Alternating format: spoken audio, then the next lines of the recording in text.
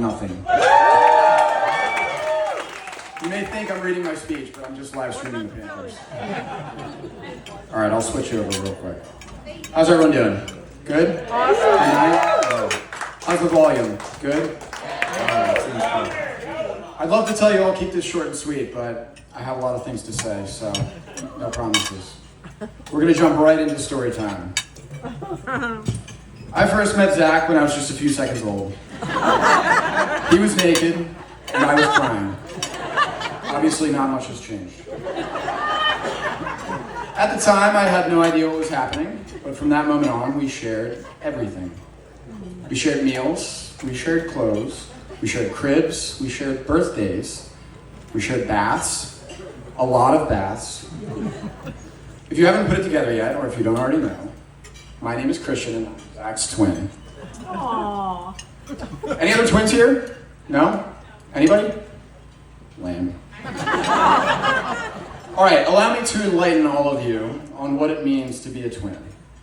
It means throughout my life, whether I like it or not, for better or for worse, anywhere I go, whatever I do, Zach's there. Not for a little while, not sometimes, not just for the party, but forever. The entirety of my life, Zach's there. Even when he's not physically there, he's kind of there. If I get a haircut, Zach's getting a haircut too. If I hang out with my friends, guess who's coming along? I want my own room growing up? Too bad, have to share. We even shared a room again after college with, not an apartment, by the way, a room with two tiny little twin beds that we definitely never pushed together. So if I wanted to come home after a long day of work, too bad, Zach's there. So as a kid, it can obviously be a little bit annoying. Whenever I do anything, Zach's there. We're always getting mixed up. Even, where's Steve? Steve thinks that I'm marrying his daughter.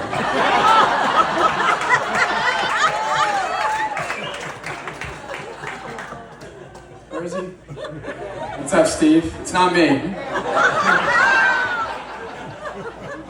Yeah, surprise. My mom used to always say that friends would come and go, but you'll always have your brother. And I hate to admit it, but she was right.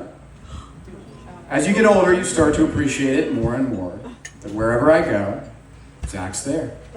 If I want to go to Hawaii last minute and skydive, Zach comes with me. If I want to go to the gym, Zach's there to lift a little bit less weight and make me feel strong. If I'm ever feeling insecure about my height, Zach's there to make me feel tall.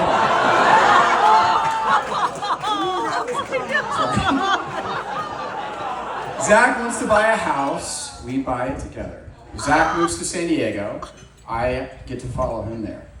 So as life goes on, people, places, friends, they all fade in and out of your life. But for me, there is always one constant. If I'm there, Zach's there. And nowadays, I am so grateful that Zach has always been there. But then all of a sudden, everything changes. All right, so we're gonna back up. After college, Zach taught himself how to write code. I know he looks very stupid, but he's actually quite smart. He took an unpaid job in addition to his full-time job at a startup called LuxLock.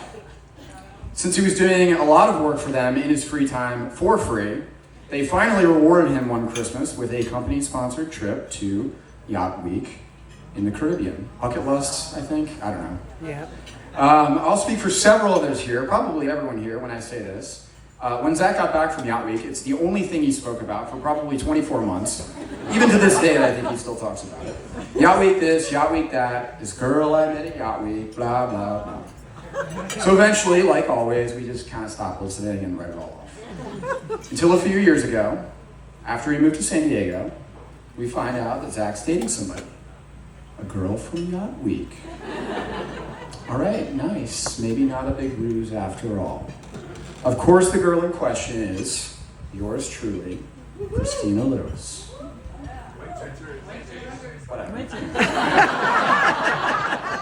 First thing I noticed about Tina is that she's way out of Zach's league. The second thing I noticed about Tina is how fiercely passionate and ambitious she is. She has this sense of adventure that feels very similar to Zach.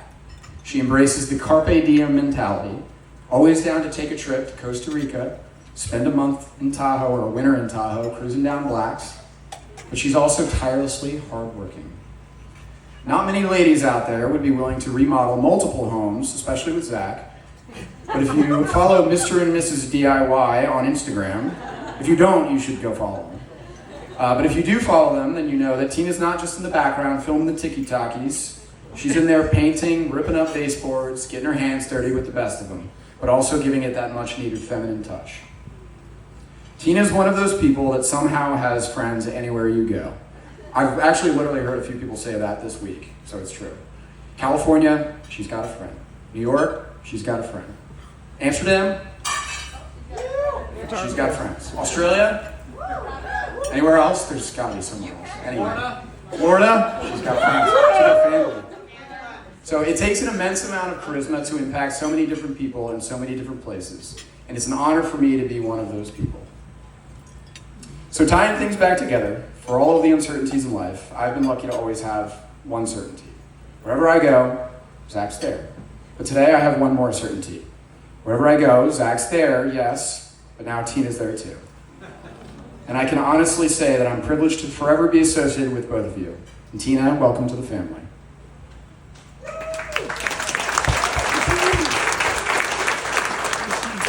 All right, now before I shut up and leave all of you, a few shout outs in order. Let's give it up to the Lewises for an amazing ceremony. A wonderful week. They've done an amazing job behind the scenes, trust me. Let's give it up for my family, all of their contributions, and for trying their best with that. And lastly, let's give a cheers to the newlyweds, Zach and Tina, to a great night and a lifetime of happiness. I love you both. And Yaman.